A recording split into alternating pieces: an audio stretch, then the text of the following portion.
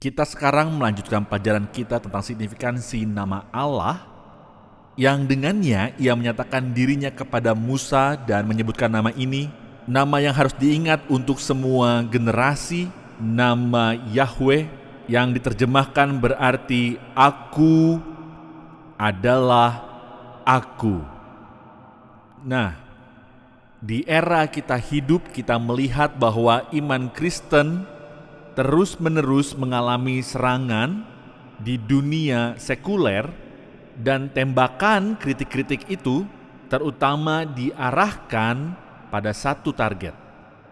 Dan target itu adalah ide tentang penciptaan. Setiap sekularis memahami ini. Jika Anda bisa menolak dan menyangkal konsep penciptaan menurut Alkitab, Anda telah memberikan pukulan mematikan terhadap kekristenan dan terhadap semua agama. Dan kita mendengar dalam kritik-kritik yang diberikan suatu pernyataan sinis bahwa ide alam semesta diciptakan oleh Allah, suatu pribadi yang transenden, keberadaan yang tidak berubah, adalah tidak ilmiah. Ide ini tidak logis dan pada dasarnya hanyalah mitos. Dan itulah kritik yang kita dengar setiap saat. Tentu saja dalam beberapa tahun terakhir kita telah melihat pertobatan Anthony Flew yang luar biasa dari ateisme menjadi teisme di Inggris. Orang yang pernah membuat perumpamaan yang dinamai dari namanya perumpamaan Flew, di mana dia mencoba untuk mengabaikan bukti nyata apapun tentang keberadaan Allah di tahun-tahun kemudian. Ia menjadi teisme karena alasan ini. Ia memahami bahwa terlepas dari hipotesis Allah, sains sendiri tidak mungkin ada. Sekarang kita kembali ke era pencerahan di abad ke-18 untuk memahami benih skeptisisme yang kita temui setiap hari. Tesis utama dari Aufklärung atau pencerahan itu adalah tesis yang menyatakan bahwa hipotesis Allah tidak lagi diperlukan bagi sains moderat untuk menjelaskan asal-muasal kehidupan manusia atau asal-muasal alam semesta. Nah, sebelum era pencerahan itu, sintesis abad pertengahan adalah sedemikian sehingga para filsuf, bahkan jika mereka bukan orang percaya, harus membungkuk dan bertekuk pada kaki filsafat Kristen karena mereka tidak dapat menjelaskan alam semesta ini terlepas dari semacam ide adanya suatu keberadaan yang transenden.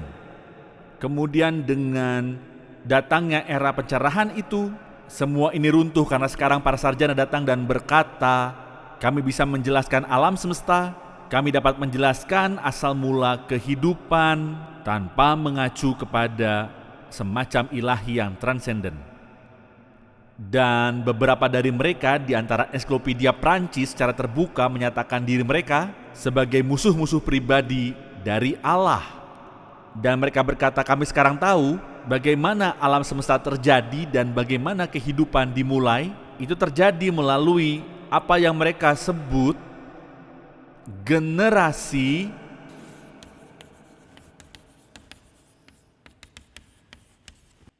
spontan.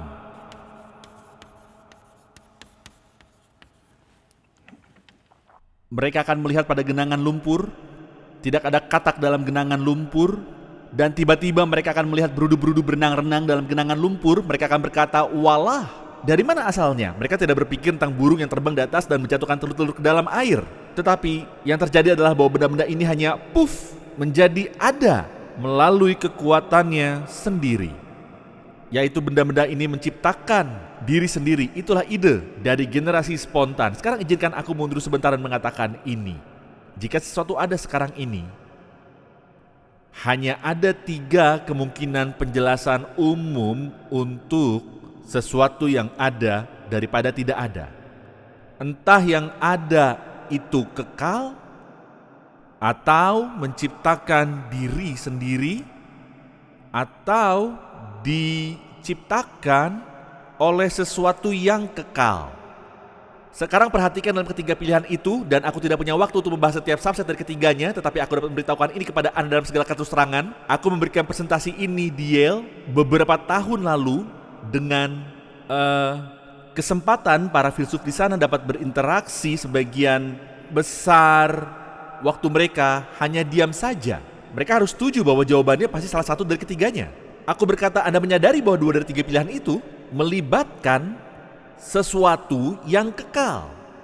Jadi jika kita bisa menghilangkan yang ketiga, maka kita sudah membuktikan tesis bahwa sesuatu itu sudah selalu ada. Tentu saja Anda bahkan tidak perlu berdebat. Seperti aku katakan sebelumnya, jika sesuatu itu ada sekarang, sesuatu itu sudah selalu ada, atau tidak ada yang bisa ada kecuali benda itu muncul melalui cara generasi spontan yang merupakan kata lain untuk penciptaan diri sendiri. Aku ingin mengatakan kepada Anda bahwa konsep penciptaan diri sendiri ini mendapat banyak kredibilitas dan kepercayaan dalam masyarakat modern kita.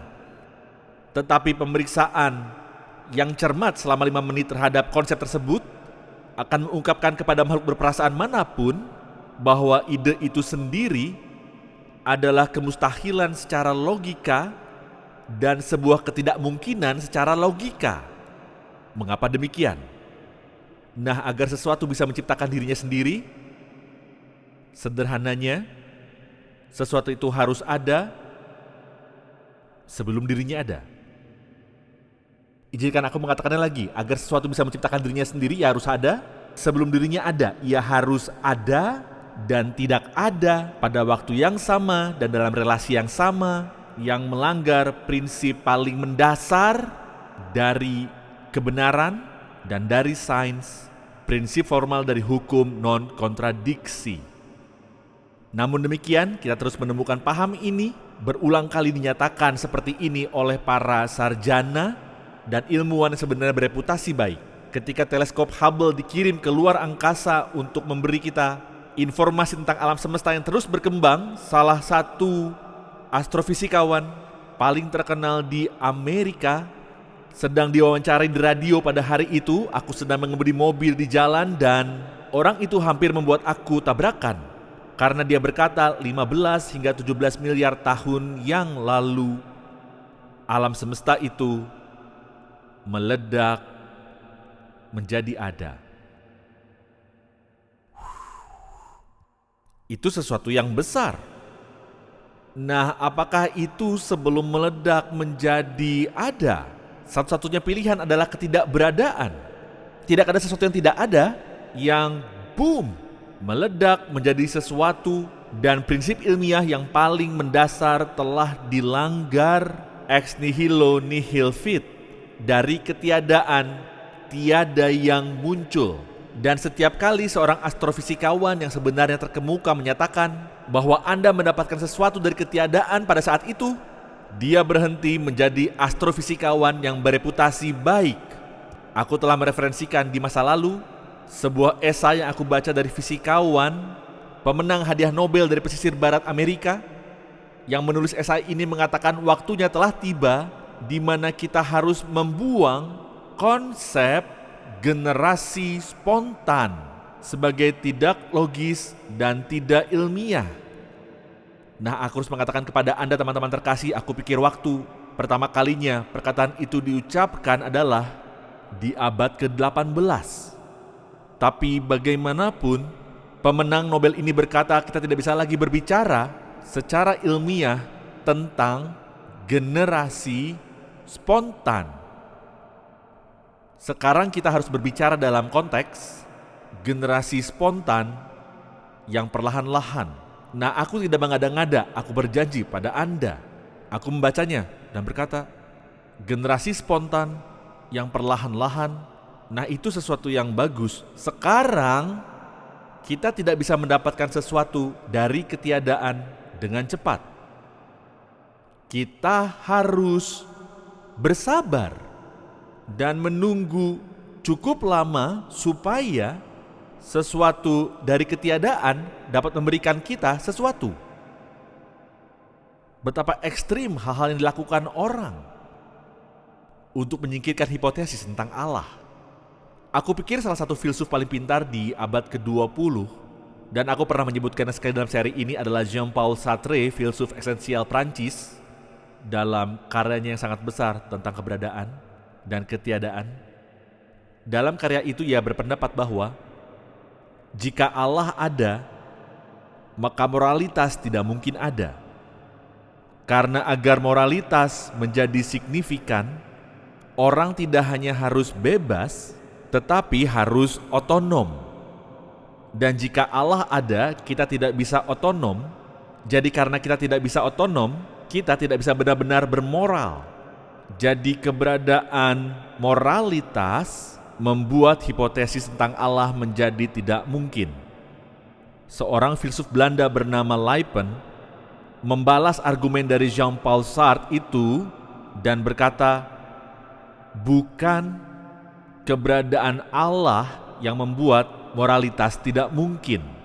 Moralitas Sartre lah yang membuat penyangkalan terhadap keberadaan Allah diperlukan. Itulah inti dari permasalahan ini. Dalam analisis terakhir ini sebenarnya bukan pertanyaan intelektual. Ini adalah masalah moral. Dan manusia yang telah jatuh akan melakukan hingga ke setiap titik ekstrim yang mereka tahu untuk membuang Allah sebagai hakim mereka dari alam semesta. Keributan besar sekarang tentang perancangan cerdas pada dasarnya adalah tentang hal yang sama. Perancangan cerdas adalah sebuah oksimoron. Jika sesuatu dirancang, pastilah harus cerdas. Tetapi kita ingin memiliki rancangan yang tidak cerdas. Kesengajaan yang tidak disengaja dan absurditasnya terus meningkat selamanya. Sungguh ide tentang penciptaan diri adalah upaya untuk menjelaskan alam semesta seperti kelinci yang keluar dari topi, di mana tidak ada kelinci di dalam topi, sampai pesulap itu melambaikan tongkat ajaibnya dan walah, keluarlah kelinci dari dalam topi. Nah, aku tahu bagaimana itu dilakukan, tapi aku tidak akan merusakkannya untuk Anda sekarang. Tapi bagaimanapun juga, yang mereka inginkan adalah kelinci yang keluar dari topi. Tanpa kelinci, tanpa topi, dan tanpa pesulap itu, mereka hanya ingin kelinci itu menciptakan dirinya sendiri. Maksudku, mengapa orang tidak menertawakan hal ini? Ini konyol, ini benar-benar konyol. Daripada bersikap membela diri dalam hal itu, kita perlu mulai menertawakan orang-orang yang berbicara seperti ini. Karena perkataan mereka sama sekali tidak masuk akal. Nah, bertolak belakang dengan paham penciptaan diri yang merupakan kemustahilan logis. Kita memiliki ide tentang keberadaan pada dirinya sendiri, atau apa yang kita sebut dalam teologi sebagai konsep kemandirian. Ketika aku melihat kata itu di papan tulis atau di buku pelajaran, aku tahu bahwa sebagian besar orang di bangku gereja belum pernah mendengar kata itu. Kata itu begitu samar dan eksoterik sehingga mereka tidak peduli dengan kata itu, tapi aku harus memberitahu Anda secara jujur dan pribadi. Aku melihat kata itu dan aku merinding. Karena dalam satu kata kecil itu tertangkap semua kemuliaan dari kesempurnaan keberadaan Tuhan. Apa yang membedakan Allah dari Anda dan aku, dan berbeda dari bintang-bintang, gempa bumi, dan makhluk ciptaan lainnya, adalah bahwa hanya Allah dan Allah saja yang memiliki kemandirian. Hanya Allah dan Allah saja yang ada dengan kekuatannya sendiri. Tidak ada yang menciptakannya, tidak ada yang menyebabkannya ada, keberadaan yang ada dalam dan dari dirinya sendiri, yang kembali berbeda dari setiap makhluk ciptaan. Anda memiliki ibu dan ayah. Anda tidak ada dengan sendirinya, aku tidak ada dengan sendirinya, mobil tidak ada dengan sendiri, bintang tidak ada dengan sendirinya. Hanya Allah yang memiliki konsep keberadaan pada dirinya sendiri, tapi Anda berkata, tunggu sebentar. Disinilah banyak orang menjadi tersandung di sana-sini. Bahkan seseorang seperti Bertrand Russell, ketika dia menulis bukunya Mengapa Dia Bukan Seorang Kristen, dia berkata ketika dia berusia 18 tahun, dia sedang membaca sebuah esai dari filsuf John Stuart Mill, dan sebelumnya Bertrand Russell menegaskan keberadaan Allah. Dia berkata, tapi sebagai seorang pemuda, aku membaca esai ini, dan Mill berkata, baiklah jika hukum sebab akibat itu benar, maka Allah orang Kristen tidak mungkin benar, karena jika segala sesuatu memiliki penyebab, maka Allah pastinya dulu juga memiliki penyebab. Siapapun atau apapun yang menyebabkan Allah ada pastilah lebih tinggi darinya. Jadi seluruh hukum sebab akibat menghancurkan ide tentang Allah. Inilah Bertrand Russell, salah satu pemikir paling cerdas di abad ke-20, yang dipengaruhi oleh filsuf cerdas lainnya, John Stuart Mill, membuat kesalahan kelas 1 paling mendasar. ABC primer. Hukum sebab akibat tidak mengatakan bahwa segala sesuatu harus ada penyebabnya. Hukum sebab akibat mengatakan bahwa setiap akibat pasti memiliki penyebab yang mendahuluinya. Dan itulah yang kita sebut kebenaran formal. Itu benar menurut definisi. Persis seperti mengatakan segitiga memiliki 3 sisi, karena definisi dari kata akibat adalah sesuatu yang disebabkan oleh sesuatu yang lain, dan penyebab hanya bisa menjadi penyebab jika menghasilkan suatu akibat. Tapi kita tidak sedang berbicara tentang Allah sebagai akibat yang telah disebabkan oleh sesuatu sebelum dirinya. Dia memiliki keberadaan pada dirinya sendiri. Dia tidak berhutang akan keberadaannya di luar dirinya. Dia memiliki kekuatan keberadaan di dalam dirinya sendiri. Pikirkan tentang itu. Dan semangat Anda untuk menyembah Dia, aku yakin akan meningkat. Sekarang Anda bertanya, apa perbedaan antara penciptaan diri dan keberadaan pada dirinya sendiri? Bukankah keduanya menentang logika? Tidak. Penciptaan diri tidak logis dan tidak masuk akal seperti yang telah kita lihat. Sekarang ambil ide tentang sesuatu yang ada secara kekal dengan kekuatannya sendiri, memiliki kekuatan keberadaan dalam dirinya sendiri. Prinsip logika apa yang dilanggar? Apakah ada sesuatu yang tidak rasional tentang itu? Sekarang aku mengerti. Aku bukan seorang konseptualis dengan mengatakan jika aku memiliki konsep yang dapat lulus ujian, rasionalitas, maka itu pasti benar. Aku tidak mengatakan itu. Aku hanya mengatakan bahwa ide tentang keberadaan pada dirinya sendiri tidak melanggar hukum logika. Ini adalah konsep rasional yang sempurna dan agung. Sekarang aku ingin melangkah lebih jauh.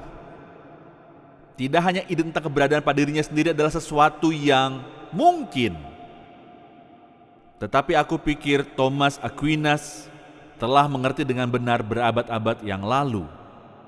Ia berkata, keberadaan Allah tidak seperti semua lain yang ada. Keberadaan itu adalah apa yang Thomas sebut sebagai keberadaan yang diperlukan. Ini adalah ide yang sulit, dan aku akan bantu Anda memahaminya dan meresapinya dalam pikiran.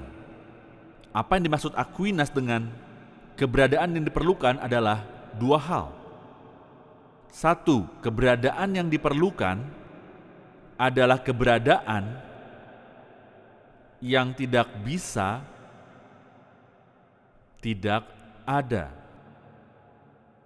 Ini disebabkan oleh keperluan murni dari keberadaannya yang kekal, dari kemandiriannya.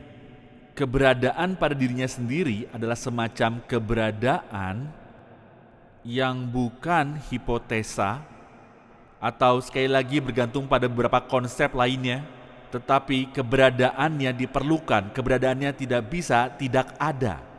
Allah tidak bisa tak ada. Dia adalah aku secara kekal dan selamanya. Dan tidak hanya keberadaan Allah itu perlu ada, semacam keberadaan yang tidak bisa tidak ada, sehingga keberadaannya diperlukan secara ontologis, tetapi juga diperlukan secara logis.